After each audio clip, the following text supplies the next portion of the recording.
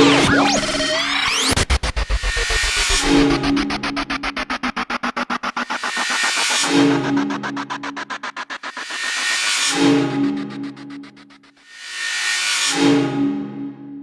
hello there, bitches! So today I'm coming at you with a new drag tutorial on padding.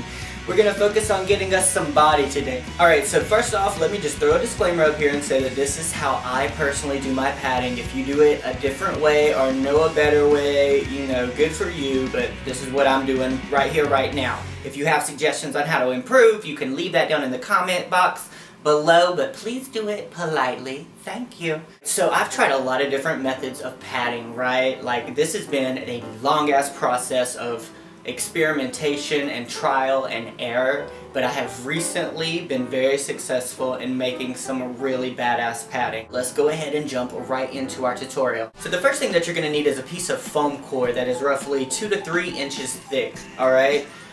You want it to be about 3 foot by 3 foot, at least that's what I need, because I'm like 6 foot tall, so you know, I need all that, okay? The next thing that you're gonna need is an electric knife, alright? And you're gonna use this to carve out your padding from the foam core. You can attempt to do this with just a regular knife or a pair of scissors, but it fucking sucks.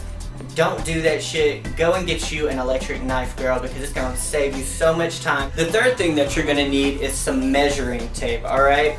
Now, we want to get our measurements so that we know the size dimensions that we need to cut out of our foam core, alright? So starting off, what you want to do is you want to take a measurement from right here, alright, where your waistline is. From there, running down to right above your kneecap. You can see that, it's about down to there. Now for me that's about 20 inches, so we already know that the length of this is going to be 20 inches long, alright? Now we want our padding to run from like our hip bone right here all the way back into the ass crack, alright? So you're going to take your measurement from like your hip bone and run it around into your ass crack. And that's going to be the thickest part of your hip. So that measurement for me is about 15 inches. Alright, so you can make those measurements as detailed as you want, but those are the 2 key measurements that you need to take. So once you have those 2 key measurements, what you want to do is proceed to carve something that's reminiscent of the shape of Africa. You can see once we put this right here at the front of our hip bone, it wraps around nicely to the butt, up in that ass crack, alright? And that's going to give us the shape that we want to acquire hips. Alright, so now that we've got that covered, let's go ahead and put these motherfuckers on. P.S. by the way, I'm not going to tuck for this video, so push through this moose knuckle that you're about to encounter. Alright, so we're going to take our first pair of stockings. It doesn't really matter what type. These are really beat up and raggedy because I don't take care of my shit. But we're just going to be using these to hold the pads down against us, so like they don't really have to be like, you know, your best pantyhose by any means.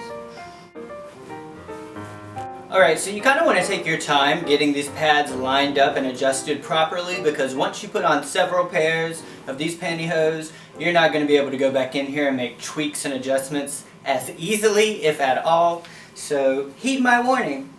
So you can see that we have our shit lined up, you know, you can see the general outline going on here, alright? So what we're going to do next is start layering on a fucking shit ton of pantyhose. All of the other pairs we're using to like camouflage and cover up all the seams, alright?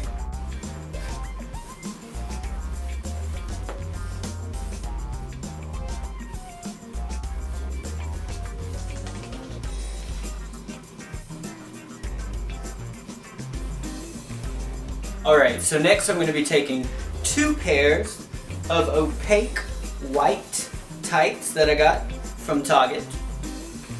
Placing those over the initial stockings.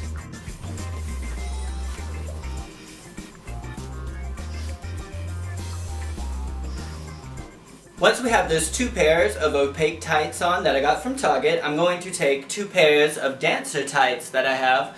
One's in ballet pink and one is in just regular nude. I like to put the pink underneath it just because I kind of have like a pinky undertone.